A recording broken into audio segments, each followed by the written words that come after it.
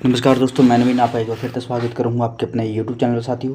अपन पीछे जो तोमर वंश पढ़ लिया था भाई, तो आज पढ़ाएंगे पे हरियाणा में चौहानों का अधिकार। ठीक है, तो हरियाणा में चौहानों का अधिकार का जो था, और जिस भी साथी नए नोट्स चाहिए नहीं भाई, तो टेलीग्राम चैनल ज्वाइन कर लो, तो और आपने सारे नोट्स मिल जाएंगे। ठीक है, तो आप पे पढ़ेंगे भाई हरियाणा में चौहानों का अधिकार। तो 12वीं सदी की बात करूँ मैं, 12वीं सदी में अधिकार किया था हरियाणा पे किसने? चौहाना ने।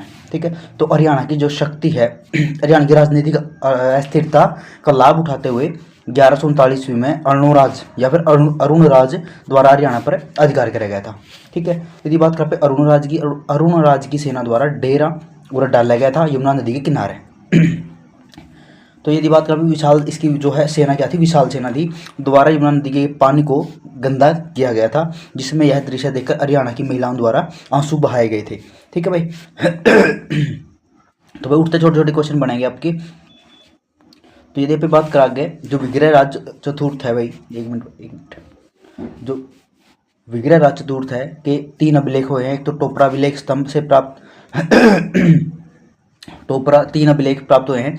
टोपरा स्तंभ से प्राप्त म्लेच्छों का विनाश कहा जाता है, म्लेच्छों का विनाशक बोला जावा विग्रह राज चतुर्थ को, क्योंकि इन्होंने म्लेच्छों का जो है विनाश किया था। किसने? विग्रह राज चतुर्थ ने। ठीक है, यहाँ पे बात करा गया पृथ्वीराज द्वितीय का अभिलेख हास्य से प्राप्त हुआ है, जो कि पिंजौर बोल दो, और पुराना नाम क्या है? पंचपुर है। ठीक है, इस वंश का जो शक्तिशाली शासक है कौन था? पृथ्वीराज चौहान तृतीय था भाई। ठीक है, यदि आप बात करें 1182 की ईस्वी में पृथ्वीराज चौहान द्वारा बदान को कुचलने के लिए हरियाणा में सेना भेजी गई थी। ठीक, किसको कुचला था? बदानकों को। तो नेक्स्ट देखो भाई, यदि आप बात करें बदानकों की भाई, तो बदानकों का अंत किसने करा था? पृथ्वीराज तृतीय ने करा था। बदानकों का विस्तार करा दक्षिण हरियाणा बदानक थे, जैसे आप दक्षिण हरियाणा जाओ, महेंद्रगढ़ और रेवाड़ी वाला एरिया आ गया उसमें। ठीक है, यहाँ पे बात करा त्रावड़िया किला या फिर गुवाना का किला 12वीं सदी में किसने बनवाया था? पृथ्वीराज तृतीय ने बनवाया था। यदि बात करें गुवाना किला, तो दरिया सिंह के नाम पर जो पृथ्वीराज का सेनापति हुआ करता उसका नाम था, जो है बनवाया था भाई। किसने? पृथ्वीराज चौहान ने बनवाया था। ठीक है, यदि आप बात करा गया आसिया किला की, इसका जीर्णोद्धार 12वीं सदी में पृथ्वीराज चौहान ने करवाया था। निर्माण किसने कराया था? इसका अलंगपाल द्वारा अपने गुरु हंसकर के सम्मान में इसको बनवाया गया था। ठीक है, आसिया किला को। ठीक है, इसको आप एक तलवारों किला ही बोल रहा हूँ। ठीक है, इसका जीर्णोद्धार किसने करवाया था? पृथ्वीराज चौहान ने इसका जीर्णोद्धार करवाया था भाई। ठीक है, चलो नेक्स्ट पेज पे चलेंगे। आगे भाई, जो राजा द्रुपद द्वारा किले में तलवार बनाने की फैक्ट्री जो है स्थापित करी गई थी, और अंसिया किला, जिस यहाँ पे अस्सीगढ़ किला बोला, हाँ, या फिर तलवारों का किला बोला, क्योंकि इसमें क्या लगाई थी? राजा द्रुपद ने तलवार बनाने की फैक्ट्री लगाई थी। इधर भी बात कर पृथ्वीराज चौहान के समय मोहम्मद गौरी का भारत पर आक्रमण हुआ था, और आक्रमण कारण क्या थे? भौगोलिक कारण भी था, राजनीतिक कारण भी था, आर्थिक कारण भी था, लूटपाट करना भी था, धार्मिक कारण भी था, यानी कि इस्लाम का प्रचार प्रसार करना था। ठीक है, इधर पे बात कर त्रायन की लड़ाइयाँ, जैसे कि त्रायन की लड़ाइयाँ फेमस तो 2 हैं, लेकिन वैसे 3 हुई है त्रायन की।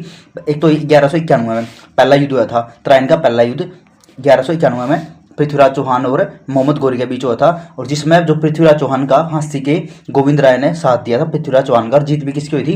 पृथ्वीराज चौहान की हुई थी। ठीक है, अपन इनकी लव स्टोरी भी सुनी होगी पृथ्वीराज चौहान की।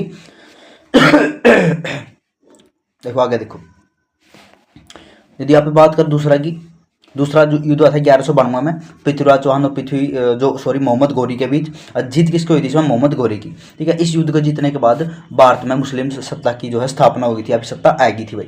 ठीक है, जो पृथ्वीराज चौहान का दरबारी कवि कौन था? चंद्रबरदाई था। पृथ्वीराज राजस्व की रचना किसने करी थी? चंद्रबरदाई ने करी थी भाई। ठीक है, चंद्रबरदाई था आंसी हिसार में रहा करता, और आंसी व सिरसा पर भी गौरी का अधिकार हो गया था भाई। ठीक है, तो यो था अपना पूरा जो है चौहान वंश। इस बार आपने कुछ नहीं आओगा बिल्कुल, और जो है सिर्फ 5 मिनट में जो है अपना हो गया है, क्योंकि वीडियो ना दोस्त की स्पीड तो आप देखो तो आपको जल्दी तैयार हो जाएगा।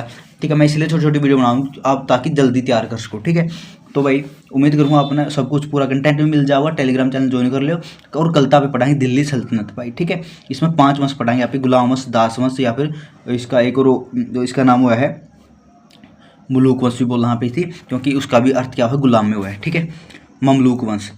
तो आप ये सारे पढ़ाएंगे कल ने, दिल्ली से अंदर स्टार्ट हो जाओगी भाई। ठीक है, और यदि आप कहोगे तो जल्दी भी ख़त्म कर देंगे, क्योंकि एक सारा काम तो सिर्फ एक क्लास का है, कंप्लीट हिस्ट्री एक क्लास में हो जाएगी। लेकिन क्योंकि आप जो है मतलब पेपर 2 रही ज़्यादा पढ़ोगे, तो इसलिए ज़्यादा जो है आपने उस टाइम आप कैम आओगी। अब तो शायद आप देखते भी नहीं होगी, क्योंकि 3 मिनट में क्या देखोगे, ठीक है। तो इसलिए भाई सभी साथी थे, एक रिक्वेस्ट है, चैनल सब्सक्राइब कर लो, बिल्कुल बेहतरीन कंटेंट दूंगा, और तो बढ़िया कंटेंट दूंगा भाई, ठीक है। और आप खुद पढ़ कर देख लियो, टेलीग्राम चैनल ज्वाइन करके देख लियो, तो और आपने बेस्ट कंटेंट मिलेगा अपने, ठीक है। तो मिला अगली वीडियो, तब तक के लिए धन्यवाद, जय हिंद, सभी साथियों, राम राम।